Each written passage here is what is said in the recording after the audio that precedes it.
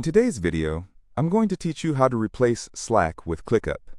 If you find this useful, consider subscribing and liking the video. Now the goal here is to bring those Slack conversations right into ClickUp so your team can communicate where the work is already happening.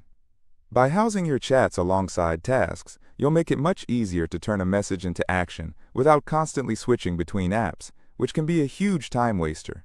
ClickUp even has a Slack importer that can pull over channels, users, and message history, allowing you to keep all that important context in one place. Let's dive into the steps. First, you want to open ClickUp and navigate to your workspace overview area. If you're not familiar with this area, don't worry, it's pretty straightforward. Once you find that workspace overview, look for the settings option. This is your control center for managing everything related to your workspace, from integrations to permissions and various data tools. Since we're focusing on migrating information from Slack today, we'll need to head into the import options. Inside the settings menu, you'll want to find and click on the Import/Exports option. This section is specifically designed for importing data into ClickUp or exporting it out for backup purposes or transfers. Once you're in the Import section, look for the Slack option in the list of available importers and give it a click. You'll be directed to the Slack import page. Here, you'll see two options, Upload and API. Let's start with the Upload. Click on Upload to kickstart the import process. If you have a Slack export file, this is where you'll bring it into ClickUp. Just make sure that the file format you're uploading matches what ClickUp expects for a Slack import. A quick tip, be aware that there may be some limits on how much message history can be imported per channel, so keep that in mind as you're preparing your data. After you handle that, let's switch gears to the API option. This is for connecting to Slack through an API-based import flow.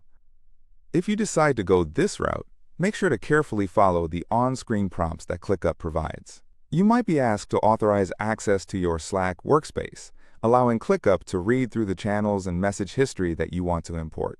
Always review the access permissions being requested, and use an account that has the appropriate permissions to ensure a smooth import process.